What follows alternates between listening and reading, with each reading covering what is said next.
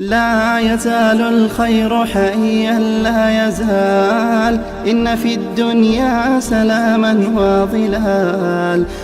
शख्स ये दावा करता है कि मुझे अल्लाह के रसूल से इश्क है, मोहब्बत है, लेकिन इश्क का और मोहब्बत का पता चलता है प्रैक्टिस से, फॉलो करने से। अगर आप उनको फॉलो करते हैं इट मींस कि आप उनसे मोहब्बत करते हैं, बट अगर आप फॉलो नहीं करते, जस्ट हम नारे लगाते हैं, तो इन नारों की वजह से क़यामत के दिन अल्लाह हमें नहीं बख्शेगा कि तुमने ये नारे लगाए थे। तो मोस्ट इंपोर्टेंट थिंग कि आप फॉलो करते हैं या नहीं।